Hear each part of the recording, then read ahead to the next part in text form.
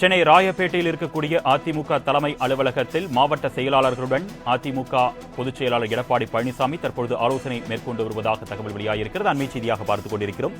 கூடுதல் விவரங்களை செய்தியாளர் ராஜேஷ் வழங்க நாம் கேட்கலாம்.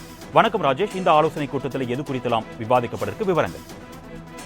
அருணேஷ், மக்களவை தேர்தல் வாக்குப்பதிவு முடிந்திருக்கக்கூடிய இந்த சூழ்நிலையில் சென்னை ராயப்பேட்டையில் உள்ள அதிமுக தலைமை அலுவலகத்தில் சென்னை மற்றும் புறநகர் மாவட்ட செயலாளர்கள் மற்றும் அதிமுக சார்பில் போட்டியிட்ட வேட்பாளர்களுடன் அதிமுக பொதுச் செயலாளர் எடப்பாடி கே பழனிசாமி சென்னை ராயப்பேட்டையில் இருக்கக்கூடிய அதிமுக தலைமை அலுவலகத்தில் ஆலோசனை மேற்கொண்டு வருகிறார்.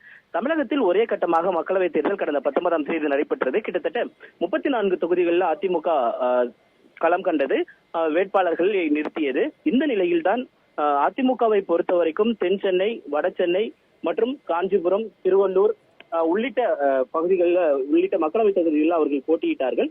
அதிமுக கூட்டணியை பொறுத்த வரைக்குமே மத்திய சென்னையில் தேமுதிக சார்பில் பார்த்த சார்பில் திருவள்ளூர் தொகுதியில் நல்ல தம்பியும் களம் கண்டனர். இந்த நிலையில் தான் இந்த தேர்தல் செயல்பாடுகள் குறித்தும் அவர்களுக்கு எப்படியான வெற்றி வாய்ப்புகள் இருக்கிறது, ஏன் சென்னையை பொறுத்த வரைக்குமே வாக்கு சதவீதம் என்பது இவ்வளவு குறைந்தது, அது நமக்கு சாதகமா அல்லது வெற்றி வாய்ப்புகள் எப்படி இருக்கும் என்பதெல்லாம் குறித்து இந்த ஆலோசனை கூட்டத்தில் பங்கேற்றிருக்கக்கூடிய மாவட்ட செயலாளர்கள் மற்றும் அந்த பூத் பொறுப்பாளர்களுடன் அவர் ஆலோசனை மேற்கொண்டு வருகிறார். இந்த ஆலோசனையில் முன்னாள் அமைச்சர்களாக இருக்கக்கூடிய பொன்னையன், பா வளர்மதி, கோகுல இந்திரா உள்ளிட்டோரும் பங்கேற்றிருக்கிறார்கள்.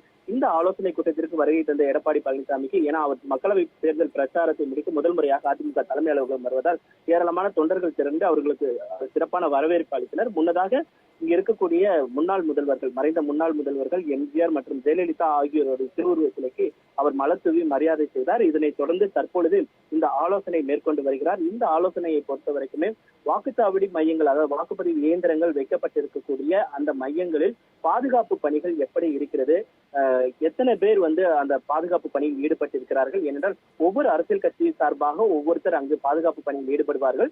அவர்களுக்கு என்ன மாதிரியான ஏற்பாடுகள் எல்லாம் செய்யப்பட்டிருக்கிறது, முறையாக அந்த வாக்குப்பதிவு இயந்திரங்கள் எல்லாம் கண்காணிப்பதற்கான ஏற்பாடுகள் எல்லாம் செய்யப்பட்டுள்ளதா என்பதெல்லாம் குறித்து இந்த மாவட்ட செயலாளர்கள் மற்றும் இந்த பொறுப்பாளர்களுடன் அவர் ஆலோசனை மேற்கொண்டு வருவதாக தகவல் வெளியாகி இருக்கிறது. விரிவான தகவல்களுக்கு நன்றி ராஜேஷ்.